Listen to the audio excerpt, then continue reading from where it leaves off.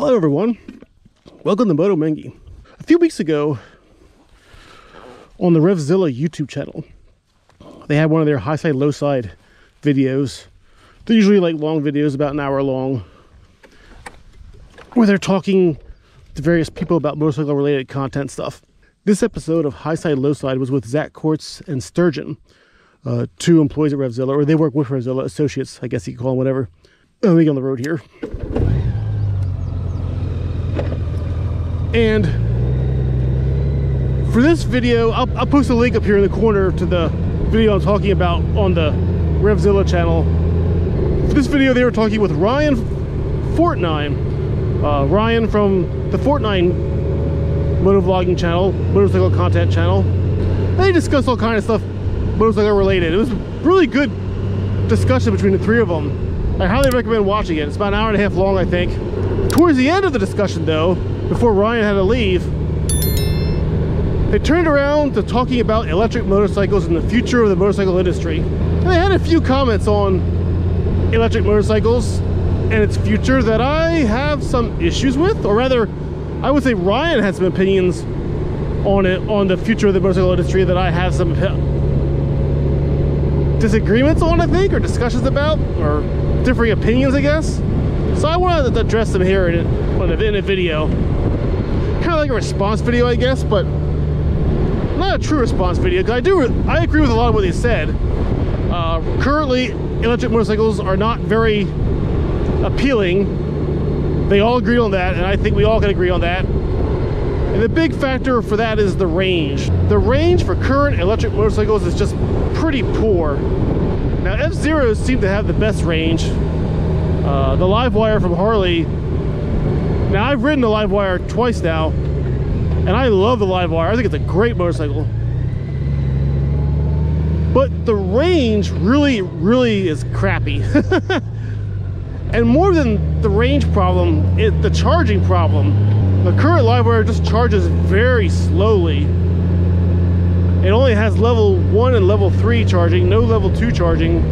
But even at the level 3, it's still slower than it should be for what it is. And the reason is because the Livewire doesn't have very good onboard charging technology. It just can't handle charging fast and maintaining the batteries at a, without destroying the batteries, more or less. Zero does a better job of it.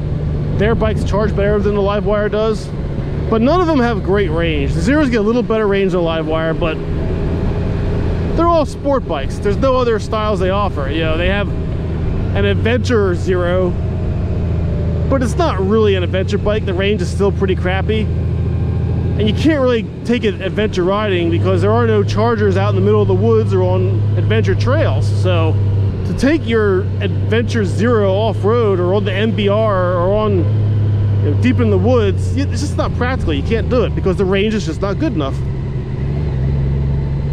And all three of them agree on that. And they all agree that, the problem is battery density. Well, the energy density of the batteries that we currently have today. Now, there are more energy dense batteries than what F-Zero and Livewire are using, but Livewire and Zero aren't using the high-end, modern, good batteries. And partly because they're expensive. I mean, if you put Tesla battery cells in a Livewire, you get much better range. You get more like 150 miles probably. But Harley Livewire doesn't have access to Tesla batteries. The batteries in the Livewire are rather old and outdated now because the Livewire was designed 10 plus years ago. It's not a new design. It's just being built now finally in volume, but even not in real big volume. I mean, they don't sell a lot of them. And partly because demand isn't there. I mean, people aren't clamoring for them. This road looks like it's been chipped and sealed.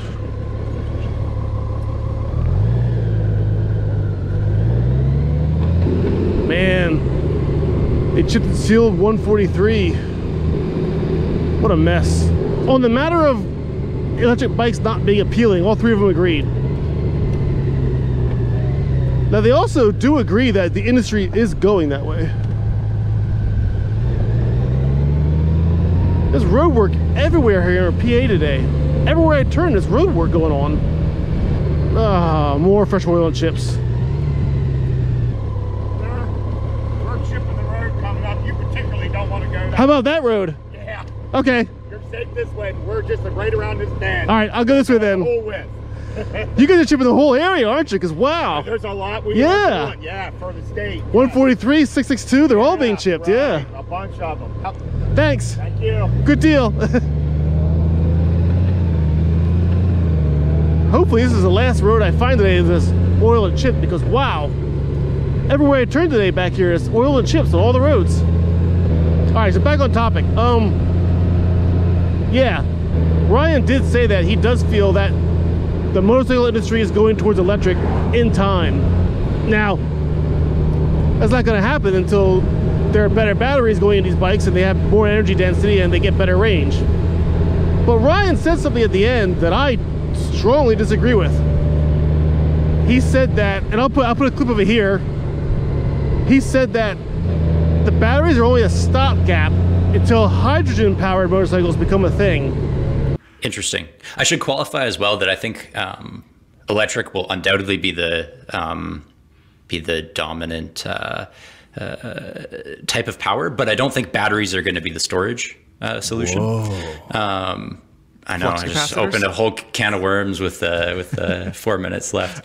I'm a big believer in the energy density of hydrogen, and I think that's a very clean way to make as much electricity as you need. In the last episode of the podcast, we talked about the fact that there was a news release from the Big Four in Japan that they are investing together to look into hydrogen technology in small capacity vehicles. So they're basically you have the Big Four that are coming together and saying, we think that hydrogen is going to be the future, maybe not electric vehicles as we currently know them. Now, Ryan's a smart guy. I value his opinion usually.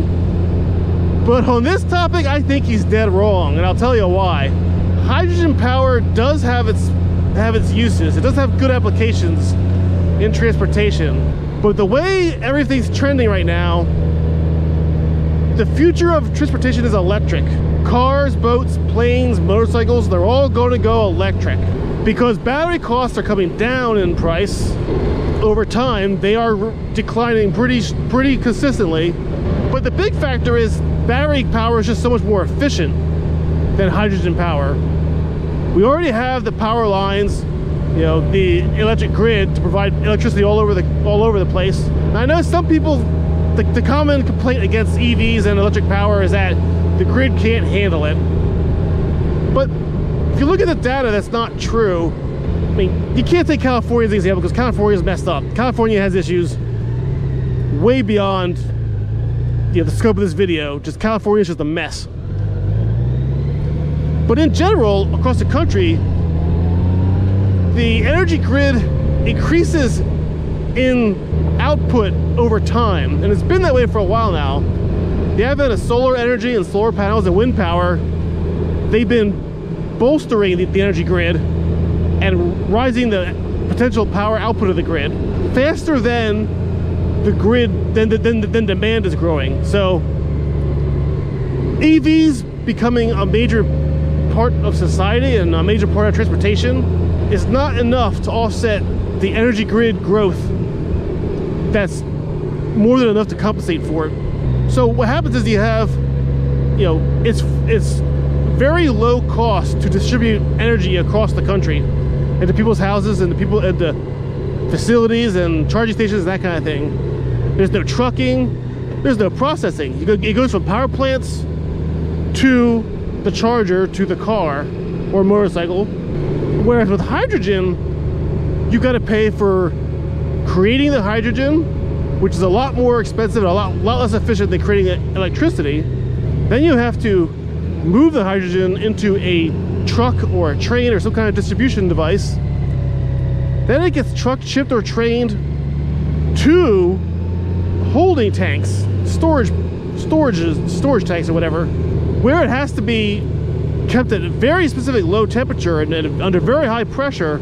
And even still, the hydrogen does dissipate over time. Plus there's the problem, the hydrogen is so explosive and dangerous. I know the common complaint against electric cars and stuff is that EVs catch fire, but statistically, electric cars catch fire a lot less than gasoline cars catch fire. The media right now sensationalizes and dramatizes all EV car fires, but the data doesn't lie. EVs catch fire a lot less and are a lot safer in that regard than gas cars. Whereas hydrogen vehicles are much more dangerous than gasoline cars. I mean, yeah, you can make the tanks very padded and very thick and very safe, but in an accident, the chance of a hydrogen-powered car exploding are much greater than gasoline and order of magnitudes greater than electric cars. Hydrogen is just dangerous. Now, in the far future, hydrogen might find a place in like long-distance trucking. I mean, right now Tesla's making their semi-truck with battery power, and it gets 500 miles while at a full payload, at full capacity. And that's great. I mean, there's going to be lots of electric semis on the road and electric trucking. It's going to be the majority of trucks, you know, especially for short haul freight hauling. They're all going to go electric just because it's so much cheaper and easier to maintain and more efficient. But for long distance hauling, hydrogen trucks might find a little niche. They'll never be the majority. Hydrogen is too costly to produce and too costly to move and transport and store and yada yada yada. But for like long distance trucking, for like a manufacturer to another manufacturer, where it's a set route where you have the hydrogen supplied in only like 1 or 2 locations consistently, hydrogen might find a place. Even in like ocean liners and like big cargo ships on the ocean, hydrogen power could be useful for those down the road, possibly. I don't think they'll replace electricity. I think once solid-state batteries come on the hook and are into everything in high production, high volume production, solid-state batteries will pretty much replace everything, and pretty much all transportation will go to solid-state batteries down the road. Solid-state batteries are very high energy density batteries, but currently you can't manufacture them in high volumes right now, not at a good price anyway. But down the road, solid-state batteries will be much better. I mean, like 10-15 years possibly, solid-state batteries will be in everything: boats, planes, motorcycles, cars. And once we have solid-state batteries at a good price in vehicles, great ranges on electric motorcycles will become a thing. You'll see like an electric Goldwing that gets like 300 miles per range per charge easily, if not more. But hydrogen motorcycles, I don't think they'll ever be a thing because the costs are just too high, the maintenance is too high. It's just not better than electric. And a lot of people want it to be better. And I was surprised to hear Ryan say that he thinks everything's going to go hydrogen in the future, because the data and the trends just don't show that being the future. And I don't see any technological breakthroughs for hydrogen on the horizon that could change that. Whereas with batteries, there's a lot of technological breakthroughs in the future that could change it drastically in the favor of electric transportation. So I think Ryan's wrong there. Hydrogen is not the future. Everything's going electric, including motorcycles, and electric motorcycles will be the future. And I know a lot of people hate to hear that. They think they like their gas engines and bikes. I know, sorry. Maybe some companies will keep making gas bikes, but I don't even know if they'll be allowed to, like 10-15 years from now. I have a feeling regulations from states and governments will just prohibit gas vehicles of any kind being sold new, including motorcycles. Because like I said, once we have solid-state batteries on the line, electric motorcycles will be great. They'll be really appealing. They'll be affordable.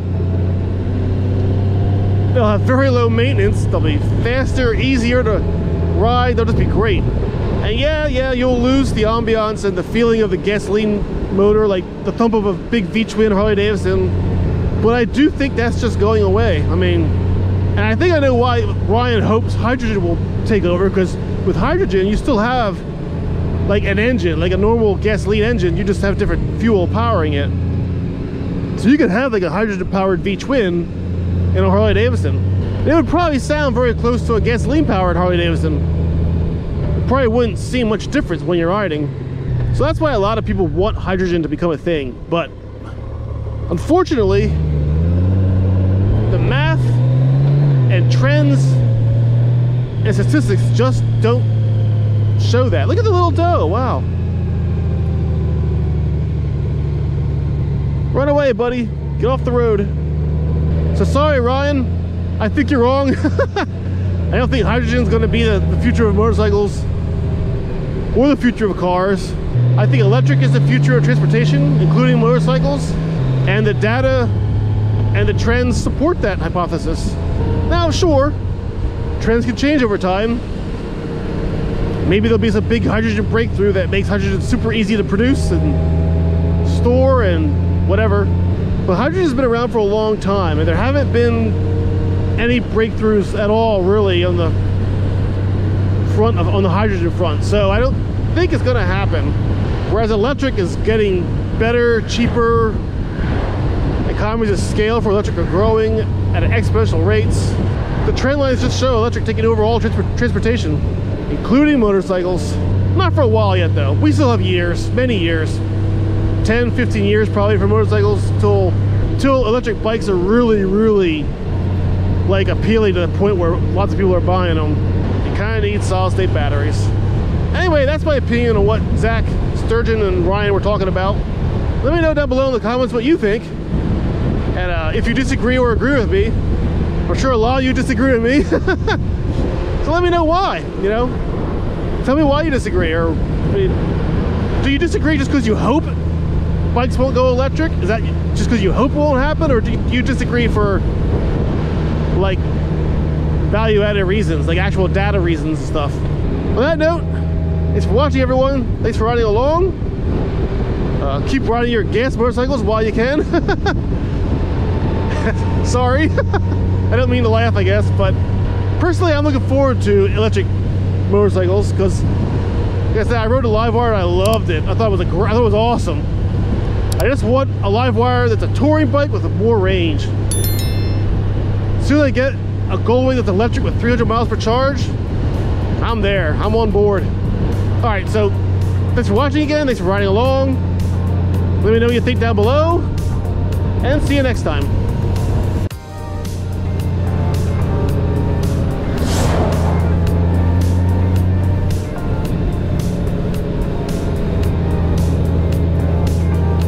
I can't turn it off.